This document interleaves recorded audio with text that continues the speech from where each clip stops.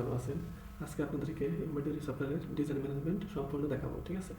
এই যে আমাদের সফটওয়্যার, এখান থেকে ডিজাইন ম্যানেজমেন্ট যাওয়ার জন্য আপনাকে কী করতে হবে, এমবেডেড ম্যানেজমেন্টে যেতে হবে। তারপর নিচে ডিজাইন যে আইকনটা আছে সেখানে ক্লিক করলে ডিজাইন ম্যানেজমেন্টে চলে আসবো, ঠিক আছে। আসার পরে এখানে ডিজাইনের ফিল্টার অপশন পাবেন। এখানে হচ্ছে নাম দিয়ে আপনি ফিল্টার করতে পারবেন। ধরুন হচ্ছে এই নামটা দিয়ে আমরা ফিল্টার করি, এই যে নাম দিয়ে ফিল্টার করলাম, ঠিক আছে। আমরা চাইলে এটি সেট করতে পারি, অথবা ডিজাইন নাম্বার দিয়েও করতে পারি। এখানে ডিজাইন নাম্বার আমরা চাইলে এটা দিয়েও ফিল্টার করতে পারবো, এই যে দেখছেন। ওকে, আমরা সেট করতে পারবো। আমরা চাইলে স্ট্যাটাস দিয়েও করতে পারি। ধরুন হচ্ছে ডিজিটিং, এটা দিয়ে ফিল্টার করি, এই ডিজিটিং। ওকে, আবার আমরা চাইলে রিসেটও করতে পারি। এটা হচ্ছে শর্ট বাই, মানে কি হিসেবে আগে পরে দেখাবে আর কি। ধরুন হচ্ছে আমি নাম আগে পরে অত ডিজাইন নাম্বার এর আগে পরে দেখাচ্ছি চাচ্ছি, ঠিক আছে। তো এটা সিনক্রোনাস হবে না, ডিসিনক্রোনাস হবে। চলুন যে ডিসিনক্রোনাস মানে হচ্ছে জেড থেকে শুরু হবে আর কি। ফিল্টার দিলাম, এই দেখেন, বুঝতে পারছেন। সো আমি যদি এরকম দিই, এটা সিনক্রোনাস হবে ডিজাইন নাম্বার হিসাবে। এই যে এখানে 1 2 3 4 এভাবে আসছে। ওকে, আমরা তাহলে এখান থেকে সেট করতে পারি। আমার এখানে শো ডাটা, মানে এই পেজে মোট কয়টা করে দেখাবে, এখন আছে মোট 4টা। সো এখানে ডিফল্ট হিসাবে সাধারণত থাকে হচ্ছে 15 থেকে 16টা, ঠিক আছে। আমরা তাহলে এরকম কিছু করতে পারবো। তারপর হচ্ছে ফর ডাউনলোড, মানে হচ্ছে যে আমি যে ফিল্টার করে নিয়ে আসলাম অথবা পুরো লিস্টটা আমি কী করতে পারবো, ডাউনলোড করতে পারবো। এখান থেকে পিডিএফ অথবা এক্সেলে ডাউনলোড করতে পারবো। ধরুন হচ্ছে এই যে আমার লিস্ট, এখান থেকে আমি চাইলে ডাউনলোড করতে পারি।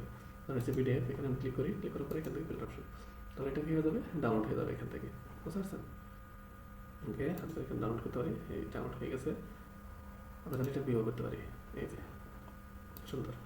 তারপর কী করতে পারি, এটা হচ্ছে কলাম ভিজিবিলিটি, মানে হচ্ছে এখানে যে কলামগুলো আছে, এই যে এই কলামগুলোকে আমরা কম বেশি করে দেখতে পারি। তখন হচ্ছে এখানে আমি চাইলে সিরিয়াল নাম্বার দেখতে পারবো, অথবা আমি মেথড দিয়ে নাম এবং হচ্ছে ডিজাইন নাম্বার আর স্ট্যাটাসটা দেখতে চাচ্ছি, ঠিক আছে। আর স্কিটস কাউন্ট এগুলো, আর বাকিগুলো দেখতে চাচ্ছি না। সেক্ষেত্রে ওগুলো অফ করে দেবো এবং এগুলো অফ করে দেবো। অন করে দেওয়ার পরে আমি কী করবো, এতে ক্লিক করবো। সরি, এখান থেকে ডাউনলোড অপশনটা অফ করে দিই। এই দেখেন, সিরিয়াল নাম্বার, নাম, ডিজাইন নাম্বার এবং স্কিটস কাউন্ট এবং স্ট্যাটাস এভাবে, ঠিক আছে। আমরা যদি আরও অফ করতে পারি, তখন হচ্ছে স্ট্যাটাস অফ করে দিই।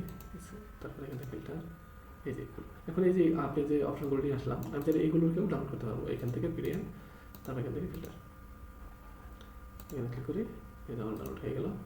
এই যে দেখছেন কত সুন্দর। ওকে, এটা হচ্ছে আমার ডিজাইনের ফিল্টারগুলো, আর এখানে হচ্ছে ডিজাইন লিস্ট। এখন আমি চাইলে নতুন একটা ডিজাইন ক্রিয়েট করতে পারি।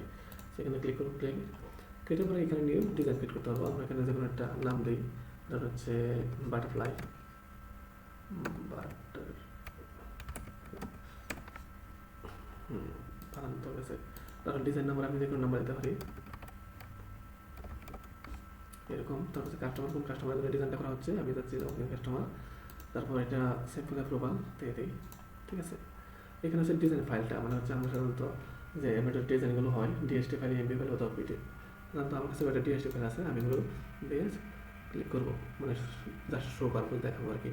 সো আমি এখানে যখন ক্লিক করবো বা আগে এটা সিলেক্ট করবো, তখন এই ডিজাইনের আন্ডারে স্কিটস কাউন্ট, এটার হাইট, এটার উইথ, এটার কালার স্কেল, কালার কত চেঞ্জ হবে, ঠিক আছে, কি কত রকম চেঞ্জ হবে, সবগুলো কিন্তু অটোমেটিকলি এই ডিজাইন থেকে নিয়ে নেবে, ঠিক আছে।